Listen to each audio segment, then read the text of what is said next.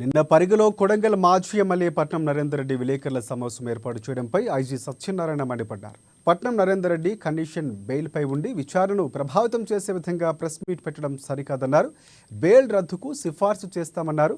ఇక ఫార్మా భూసేకరణ విషయంలో నరేందర్ రెడ్డిని అరెస్టు చేయలేదని వివరణ ఇచ్చారు. అలాగే లగచర్లలో కలెక్టర్పై దాడి చేసినటువంటి ఘటన వివరాలు ఐజీ సత్యనారాయణ మీడియా ముందు వివరించారు.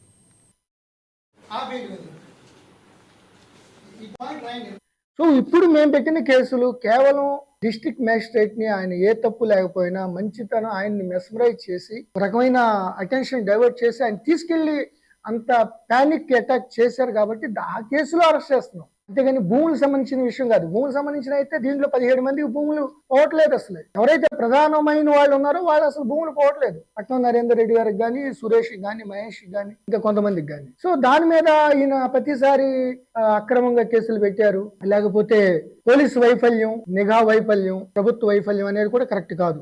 నిఘా వ్యవస్థలో మాకు ముందు రోజునే ఇన్ఫర్మేషన్ ఇచ్చారు. మేము మహబూబ్ నగర్ లో ఆనరబుల్ సీఎం గారు ప్రోగ్రామ్ లో ఉన్నాం, ఎస్పీ గారు కూడా ఉన్నారు. నైట్ డిస్కషన్ అయింది. బందోబస్తు అందుకనే 230 మందిని బందోబస్తు ఏర్పాటు చేయడం జరిగింది. అదేవిధంగా పొద్దున్న డీజీ గారి కాన్ఫరెన్స్ లో కూడా దీని గురించి చర్చ జరిగింది. నాకు ఇన్స్ట్రక్షన్స్ ఇవ్వడం జరిగింది, నేను ఎస్పీ గారికి ఇవ్వడం జరిగింది. అన్ని కూడా ఇన్స్ట్రక్షన్స్ ఇచ్చాం. ఇచ్చినాక దాని ఓన్ పాస్వర్డ్ ఇవ్వటం జరగాలి. ఆయన ఇంతవరకు పాస్వర్డ్ ఇవ్వలేదు. అట్లాగే మొగమోని సురేష్ సిమ్ కార్డుని ఆర్డర్ చేసేసాడంట. ఆ సెల్ ఫోన్ కూడా ముక్కలు చేసేసాడంట.